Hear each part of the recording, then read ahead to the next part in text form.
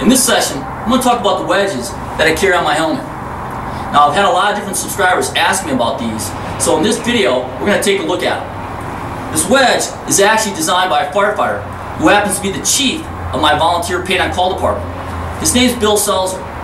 Now, Bill is also a recently retired assistant chief from a neighboring full-time career department. He first became a firefighter back in 1973, so he's been involved in the fire service now for approximately 40 years. He first designed and invented this wedge back in the latter 1990s and had it patented in early 2000. What Bill set out to do is take a standard wood wedge and not only make it more durable, but more versatile as well. Now, many of us already know that there are a lot of different products on the market for chocking and holding open doors, and many of them work extremely well, from homemade devices to ones that are commercially made. Bill's product is geared more toward firefighters who prefer the traditional look, shape, and feel of a standard wedge, but with a modern flair to it. He spent a lot of time in designing and testing before he came up with his final version, and I think he was very successful and achieved his goal. He sold these wedges to numerous firefighters and departments across the country. I'm a big fan of them. I obviously carry them. They have a lot of different uses. I think they work great. So let's take a closer look at them. Alright, so here they are. What I'm going to take you through is the construction elements and design features of the wedge, as well as the different applications and deployment options. To start with, the wedges are 5 1/4 inches long, 2 inches high, and 1 inch wide. They're made from a glass fiber and nylon resin composite, which give them a tremendous amount of strength and durability, much more so than a standard wood wedge or chock.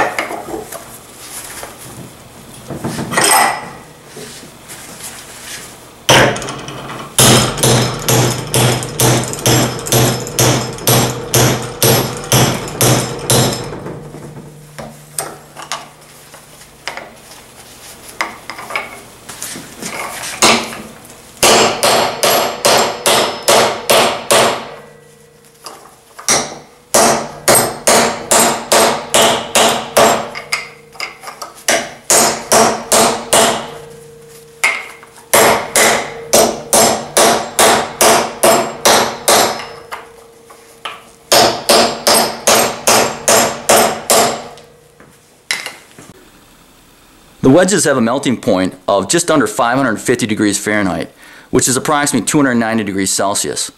Now, even though the wedges will burn, they'll still take a ton of abuse even after being subjected to direct flame impingement.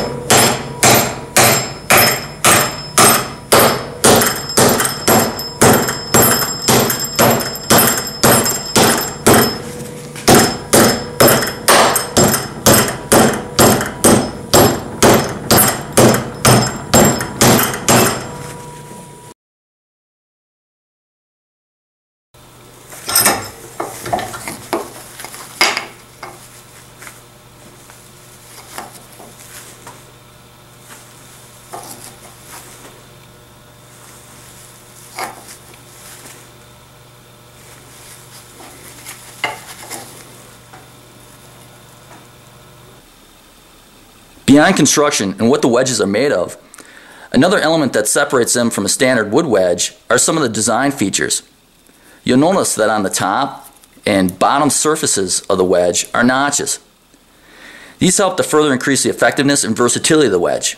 The notches, depending on deployment, can literally allow the wedge to snap and lock into position, further holding them in place.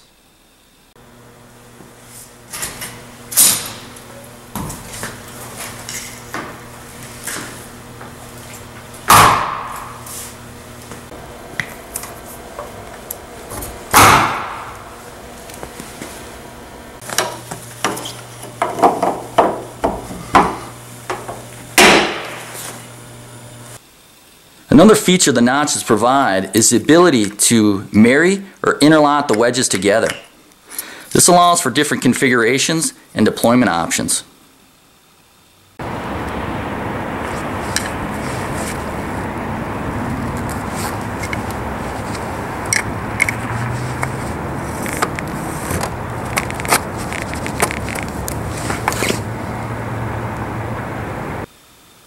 Another design feature on the wedge is this cavity space that you see on both sides.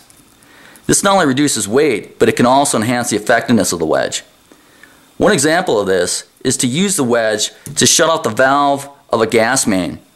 If you envision this being the end of the shutoff valve, you can take the cavity space of the wedge, slide it onto that valve to create additional leverage, and use the wedge almost like a turnkey. Now this isn't always going to work. It's going to depend on how well the valve has been maintained, if it's corroded or seized up. But if you don't have a wrench available, it's a nice place to start. I've used the wedge to shut off a few gas mains and it's been very effective. Another advantage is that the material that the wedge is made from is non-sparking.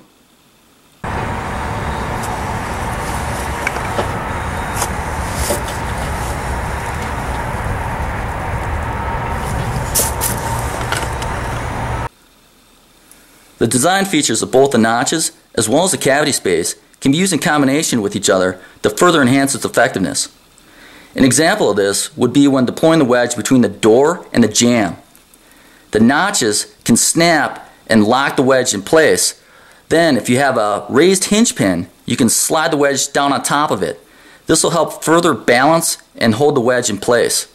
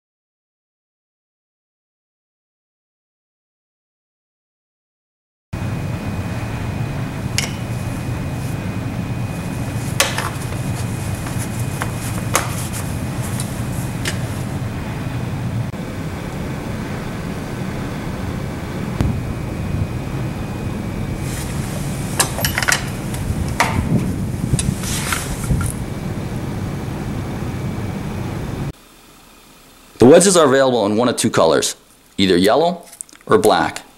You can buy them with or without reflective decals. Now the decals are also available in both yellow and black.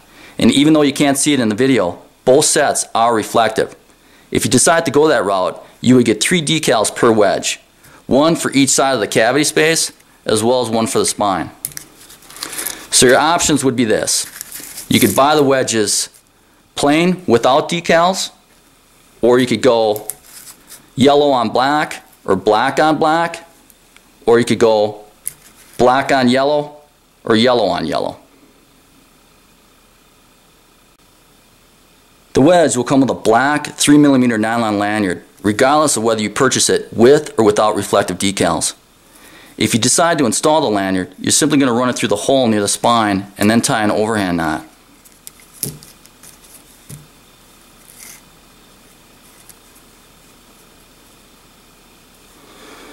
Take your time to make sure that this knot's nice and dressed out and you got nice, smooth, even round turns.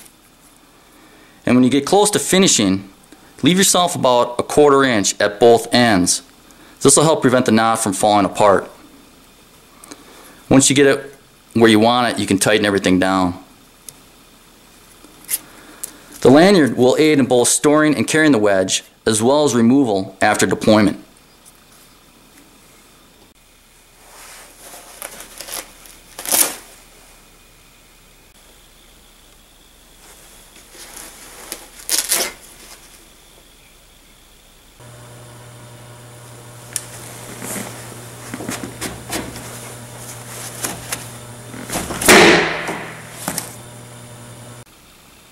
Another popular method for carrying your wedges is to store them on your lid using a rubber helmet strap. This method alone provides a variety of options depending on the type of helmet you use. This is my old Carnes 880, some say Cairns, with 2 wedges stored on the side, points up. This is a nice way to store your wedges, especially if you carry a light on the other side. It's also a very secure way of holding your wedges on your helmet. Here the wedges are shown on a Bullard fire dome, one on each side with the points facing down. This method allows for a very easy release. This helmet is a Firedex 1910 composite with 2 wedges stored in the back, points up. Some firefighters prefer this location as they feel it reduces the width of the side profile.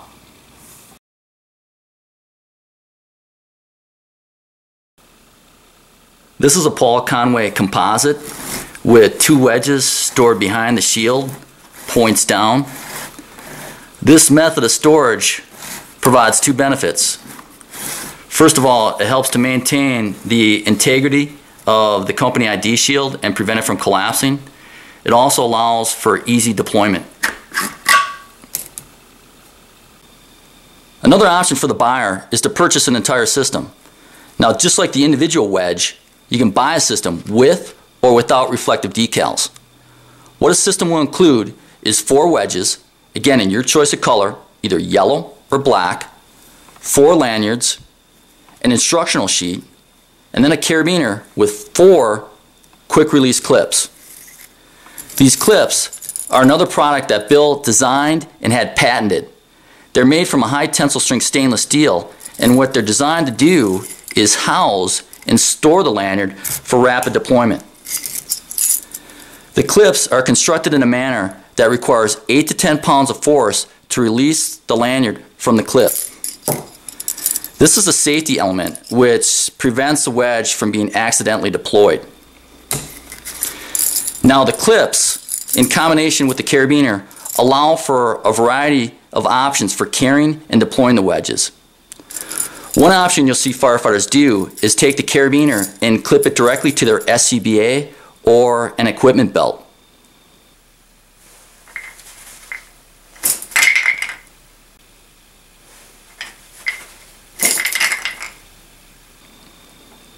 Another option is to take an entire system and clip it to a search rope bag.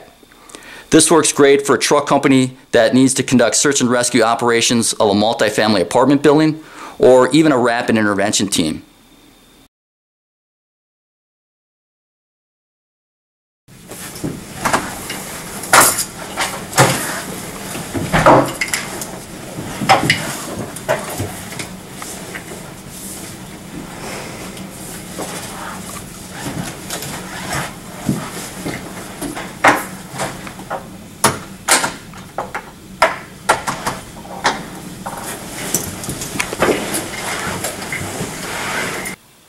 A third option we've seen is EMTs or paramedics clipping the system to their med bag. This works well if they're short-handed and there's no one available to hold the doors open. They can deploy wedges as they see fit and control the doors that are needed.